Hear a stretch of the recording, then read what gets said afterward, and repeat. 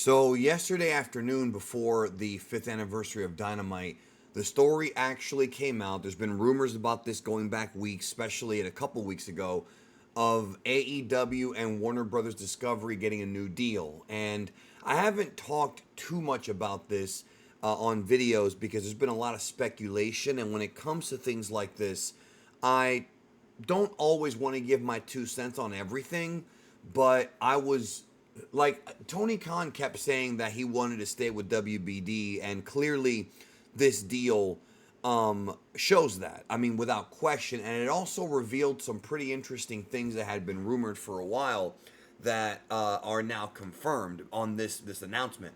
So, first of all, I want to reiterate that I have been critical of both WWE and AEW, but I do support the companies as far as giving people places to work and employing people. That's always a pro. And even though I can disagree with Tony Khan or Triple H about booking philosophies, I still want the wrestlers themselves to be successful and work under the best conditions. So I don't understand how wrestling fans could want AEW to go out of business. I saw a lot of that yesterday on social media when this was announced. It's weird to me because it's just more places for guys to work and more exposure. So I want to go into this article here from Cage Side Seats, and I want to go into my thoughts, and also I'm going to go and discuss these like rumors that are now confirmed. So the story here is that the announcement that Variety first dropped is going to include the fact that Dynamite, Collision, and pay-per-view events are going to be on HBO Max at some point in 2025. Now, what's interesting about it is apparently you're still going to be able to buy the pay-per-views over terrestrial pay-per-view, but if you have the HBO Max app, from what I understand, you pay a little bit more money. What happens is when you have the HBO Max app, let's say you want to watch, I don't know, All In. Let's just say All In. You still have to pay for the show a la carte, meaning your monthly HBO Max or Max subscription is only going to give you access to the data to the main HBO Max streaming platform. If you want the pay-per-views, you have to pay for them individually. So it's not like WWE where you pay Peacock and you get everything. That's not how this deal's going to work. And so, but however, from what we understand, the pay-per-views are going to be cheaper, much cheaper on HBO Max. Now, Dynamite and Collision are also going to be simul streaming on HBO Max. So it's not just going to be on TNT and TBS. It'll also be on HBO Max, and that's good for people who don't have cable, who are cutting cords, because now you can watch the show, especially if you're in a time zone like, for example, the West Coast time zone that has to wait on everything. You can now watch Dynamite as it airs live on the HBO Max app. Now, the Rampage show apparently has been canceled. It even says here, earlier rumor about the deal had said that the Friday night series would go away with the new contract. There's nothing here to refute that. So Rampage is no more. Now, I have no problem with this because outside of a few weeks or in the early days of Rampage, Rampage was kind of a pointless show, especially in the past year and a half, I would say.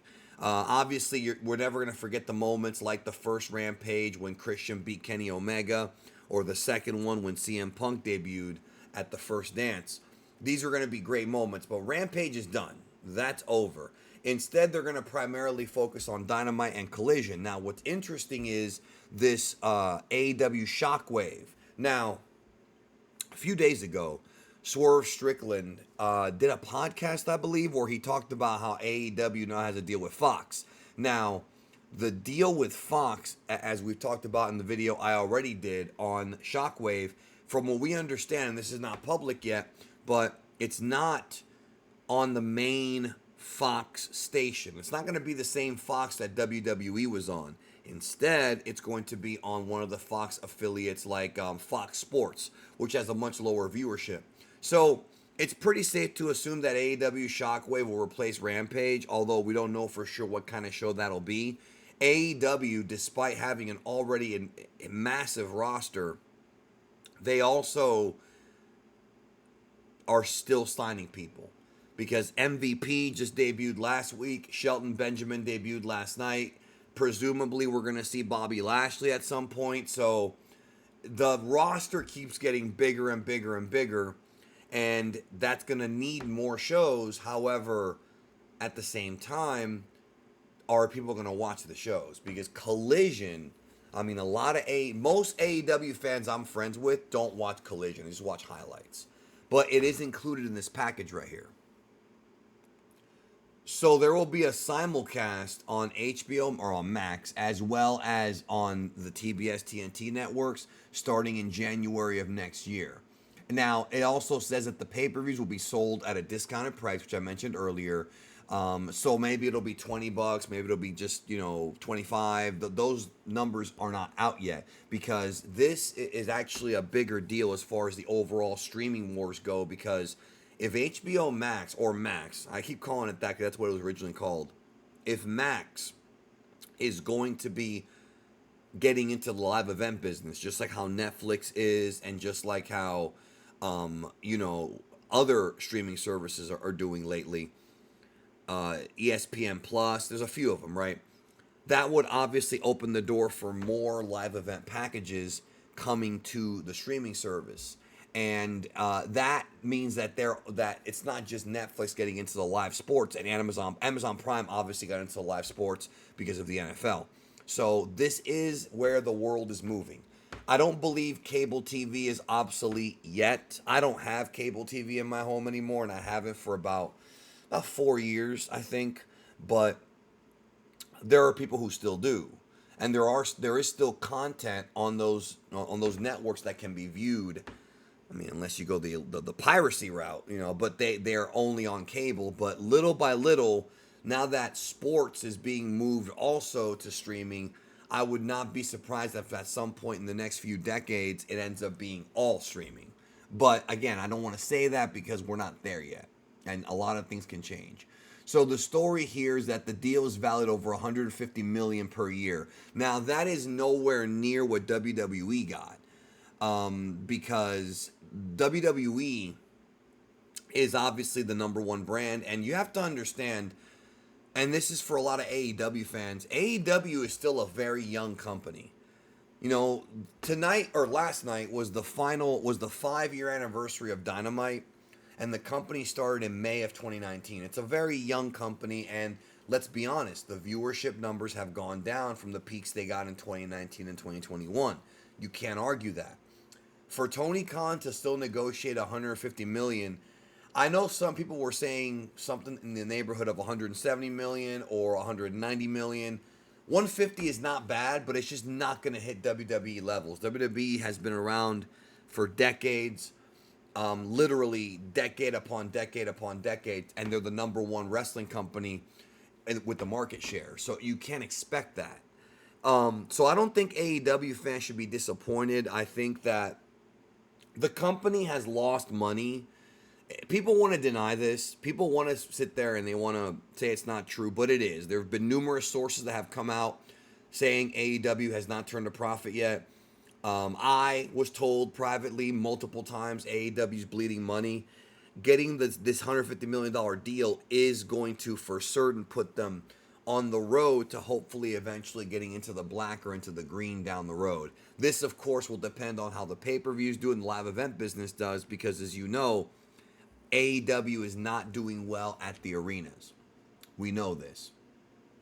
Now, the story about this deal doubling the original, which the original was $75 million, I think, it didn't double it. That didn't happen. 150. Well, it did double it, but it didn't go past doubling it by much. 150 million, 70 million, 75 million times 2, 150 million. So that right there makes sense, but it didn't go past the doubling. I know some people were expecting more than that, but it's just not how it is. Now, it's a multi-year deal. rumored to be 3 with a year with an option for 4. Now, the Sports Business Journal also commented saying that the contract is worth 170 million annually for 3 years with an option for a fourth, which I just said. So this is good for HBO or for Max as far as them getting into the live event business, and maybe they can do concerts or other kinds of fights. They're not going to do UFC. They might do boxing if they can get a deal, but they're not going to do UFC because that's obviously with ESPN and with TKO. But it still shows that the people at Warner Bros. Discovery definitely want to they'll dabble into this. Now, the other big reveal with this story is that we now know for certain, because it was talked about, although we do not have exact numbers on this, we now know that Warner Brothers Discovery does indeed have equity ownership in AEW. Warner Brothers Discovery is a minority owner in AEW. The Khan family is the majority owner. Therefore, they have final say on everything. They have all the voting power, kind of like how Vince had it before he sold the TKO. There's other people that put in their 2 cents, and that, the Khan family and its attorneys and its board of directors listen to. But Warner Brothers Discovery being part owner of AEW is something that had been rumored for a long time. Dave Meltzer, I think, asked Tony Khan a year ago about it, and Eric Bischoff has been saying that somebody who he's close to. And the thing about Eric Bischoff, and I want to make this clear to everyone before I go on, you can like or hate Eric Bischoff. The reality is, in the real world, the dude has connections to lots of television people. That's objectively true because of what he did with Bischoff Harvey Productions. He knows people in the business. He was told that Warner Brothers does own part of AEW, and a lot of fans thought it was BS. Well, it's not BS. Now, what we don't know is how much do they own? Do they own 10%, 5%, 15%? I don't know. But when you have a company that has equity in another company, they are obviously going to lean more towards that company because they own part of it. So it's in WBD's best interest, to make or help AEW turn a profit. It's up to Tony Khan and the leadership at AEW to actually get that going. And this new deal is obviously going to help them, but is it going to make up for the big contracts? And if not, or if it, let's say it does, let's say that this 150 million actually begins to increase revenue for AEW, which I'm sure everyone's hoping it does, especially people who work there. But does this mean that Tony Khan is going to be offering bigger contracts or more big contracts to up and coming stars leaving WWE? Does this mean that when the time comes for Mercedes or Will Ospreay to re-sign with AEW in a few years, that he will offer them double? And so what I'm saying is, he's making more money now than he has in the past. But is he going to use that money to put the company in the green, or is he going to use it to bring in bigger wrestlers? Obviously, this is not something that I have access to their numbers. I'm not a treasurer for the Khan family, but it just depends on what the business strategy is. I'm not so sure about Tony Khan's business acumen. I know Shad Khan is a genius when it comes to this. So I don't know, because I've always felt that AEW, and I'm not the only one, AEW is kind of a vanity project. Like, it doesn't matter if it makes money, because the Khan family is so wealthy. They have so many billions, and they rake in so many billions of dollars that it doesn't matter. AEW could lose money for 15 years, and it'll just be a tax write-off for the Khan family, because they have all these football leagues, and they have all these different businesses. And so the family's never going to go broke. It's just when you get to a certain level of wealth, it's impossible to go broke. Even if you get hooked on drugs, like these guys have a lot of money, right? So AEW does not ever have to turn a profit as long as the other businesses hold up. However, if I'm a businessman, even if I was a Nepo baby like Tony Khan, even if I knew I would never go broke, part of my personal journey would be, maybe this is part of the vanity, but my quest would be to make as much money as possible, because then I can at least show the world and show my father that, hey, I created a business and it's profitable. And that's a beautiful thing.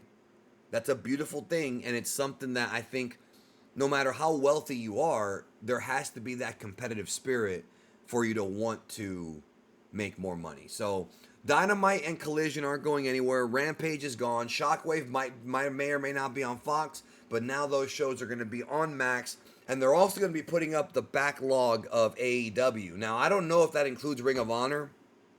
Nothing here says anything about Ring of Honor, but I would hope so. But AEW episodes of Dynamite are going to be going up on Max, archived episodes from all the way going back to the first one in 2019.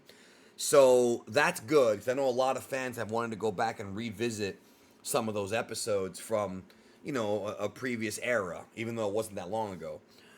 Those are going to be up as well. So it's going to be HBO Max, or Max is going to be a lot like Peacock / WWE Network. You'll get the old stuff and some of the new stuff. So this is a victory for AEW. I think some folks are going to see it as a defeat because they didn't get what people thought they should get, or what they thought they should get, or what Tony was intimating they were going to get. I don't know. I don't recall Tony ever throwing a number out there, but it's at least better for them to get on the green. And at least Tony, if he does get AEW to become profitable, and especially very profitable, can stick it in the face of all these haters.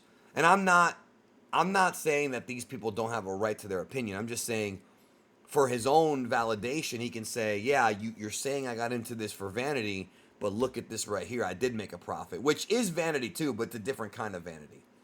AEW can lose money forever, and like I said, as long as the other con stuff goes up, it's almost like if you have, let's say you're making six figures and you have like a side gig selling lemonade, but you really like selling lemonade, even though you don't make that much money on it. It's just something you want to do, and it doesn't take up a lot of your time. Like, that to me is kind of like AEW, except Tony Khan is really passionate about wrestling and passionate about the company, and he has a right to be. So, it's more than just a part-time job. He's a full-time, he's at every AEW show and makes a lot of decisions. So to me, I don't see why he wouldn't want to make the most money. So, but again, he doesn't have to. He does not have to. It's not survival for him like it was for Vince McMahon in the 80s and in the 90s. It's not like that with him. But even if it's not, I think you should still treat it like it is, so you work harder. But that's my view. What do you think? Let me know in the comments down below. Take care. See you in the next video.